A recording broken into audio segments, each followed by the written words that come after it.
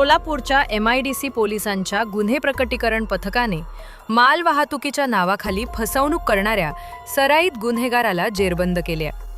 त्याच्याकडून तब्बल 21,19,000 रुपयांचा मुद्देमाल जप्त करण्यात आलाय.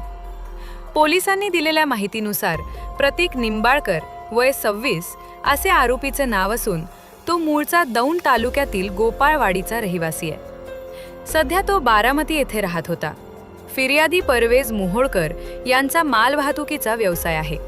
31 जुलै रोजी आरोपीनं माल विजयपूर कर्नाटक येथे पोहोचवण्याचे सांगून विश्वास संपादन केला. त्यासाठी 10,000 रुपये भाडेही घेतले. मात्र 5,54,000 रुपयांचा PVC पॅनलचा माल आयशर ट्रकमध्ये भरूनही तो ठरलेल्या ठिकाणी न पोहोचवता आरोपीनं परस्पर विल्हेवाट लावली. या प्रकरणी 3 ऑगस्ट रोजी MIDC पोलीस ठाण्यात गुन्हा दाखल करण्यात आला.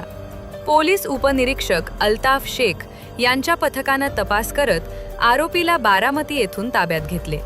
त्याच्याकडून माल, आयशर टेम्पो आणि 2 मोबाईल असा 21,19,000 रुपयांचा मुद्देमाल हस्तगत करण्यात आला.